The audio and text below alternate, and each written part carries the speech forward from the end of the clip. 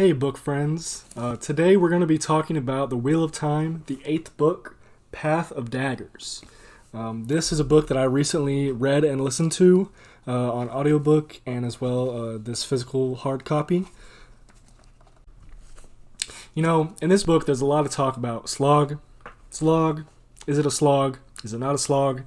Did it start before then? Is it going to start now? My opinion, we'll get to it. So grab your terangrial and let's unravel the weave in this fascinating installment of Wheel of Time. Let's finally address the elephant in the room, the slog. Does it start in book 8? Does it start in book 7? Does it start in book 6? 5, 4, 3, 2, 1. To be honest, for me, this series has just got better and better as it's gone along. It started off pretty weak, I thought, in the Eye of the Storm. Eye of the Storm? Eye of the World. I thought the Eye of the World and the Great Hunt were too similar, and they did not add much to the world building yet that you didn't get until the later books. But as a fan of this series now, once I got to this book, I was expecting a lot of boring parts. I was expecting just traveling, but that's not what we got, and so I was a bit confused of why people call this the slog.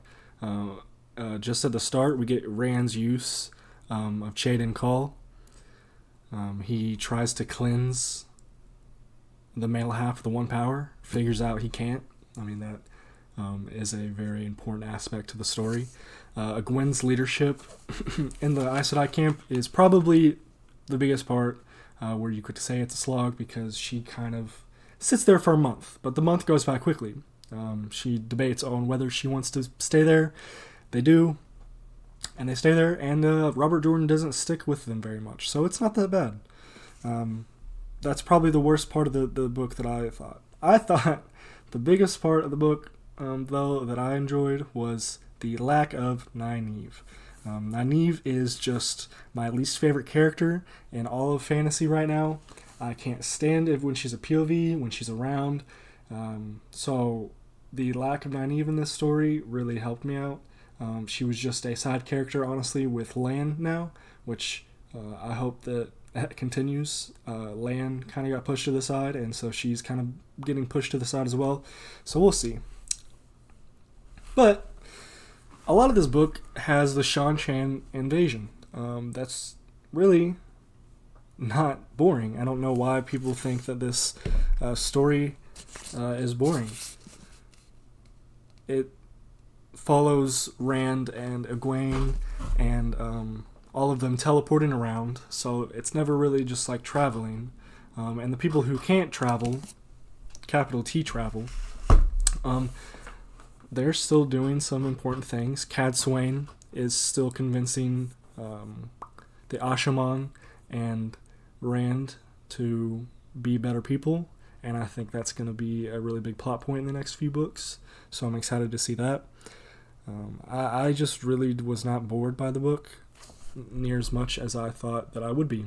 I finished it in about 2 days, which is a lot faster than I normally finish books, so I don't get it. And I would love for you all to comment in the comments and let me know how you felt about the 8th book and the Wheel of Time, and if you liked them, and whether or not you think it part of the slog. I do follow a few book review channels like Mike's book review, and just he didn't like the book, and it's definitely not the best of the Wheel of Time yet. I still feel like we're yet to be there, but it's alright, and I'm excited for the next book.